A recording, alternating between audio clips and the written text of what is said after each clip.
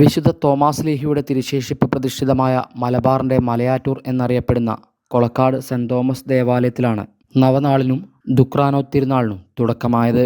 ദുക്രാന തിരുനാളിന് തുടക്കം കുറിച്ച് നടന്ന കൊടിയേറ്റ് ഇടവക വികാരി ഫാദർ തോമസ് പട്ടാകുളം നിർവഹിച്ചു.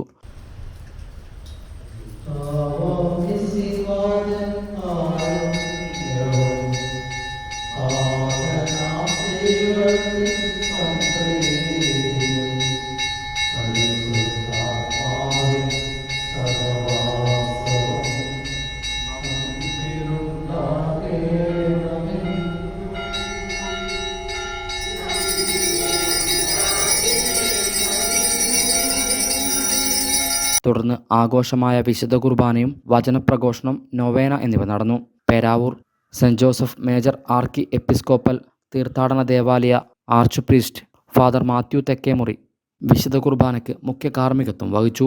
ജൂലൈ 2 വരെ നടത്തുന്ന തിരുക്കർമ്മങ്ങളിൽ father Jasal Kandathil, father George Chelamaram, father Kuriakose Kunnath, father Augustine Arakkal, father Joshy Cheruparambil, monsignor Sebastian Palakuzhi, father Mathew Vadakke Parakkunnel, father Thomas Panthalani എന്നിവർ മുഖ്യ കാർമ്മികത്വം വഹിക്കും. ജൂലൈ 3 മുൻ അതിരൂപതാധ്യക്ഷൻ മാർ ജോർജ് വലിയമറ്റം മുഖ്യ കാർമ്മികത്വം വഹിക്കും. ജൂലൈ 1:30 മുതൽ ഫാദർ ആൻഡ്രൂസ് തെക്കേൽ നയിക്കുന്ന പരിശുദ്ധാത്മ അഭിഷേക കൺവെൻഷൻ നടക്കും. ഹൈവിഷൻ ന്യൂസ്, കേളകം.